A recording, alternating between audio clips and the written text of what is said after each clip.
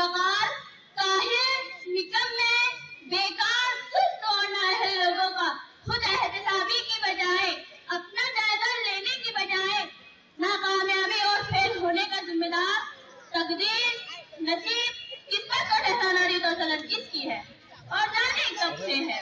उस तरफ से आकर किस्मत और सिर्फ किस्मत की राग लापने वाले, हाथ की लकीरों, सितारों की चाल और तोते की फल पर सर फेंकने वाले आज हमें दलाइल देने की बजाय किस्से और कहानियां सुनाएंगे और संसद में बैठने वाले अक्लमंद लोगों को पागल बनाएंगे।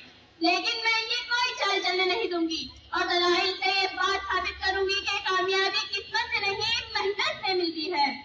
क्योंकि फूल यूं ही खिला नहीं करते, क्योंकि फूल यूं ही खिला नहीं करते, बीज को दफन होना पड़ता है। सदर वकार, कामयाबी इज्तिमाई हो या इनफरादी, दुनियावी हो या उखरवी, उसका ताल्लुक सिर्फ और सिर्फ मेहनत से है। इंसान चांद पर कदम रखने में कामयाब हुआ तो वजह किस्मत नहीं मेहनत थी। इंसान इंसानी जिस्म के आगा पैवंदकारी करने में कामयाब हुआ तो वजह किस्मत नहीं मेहनत थी।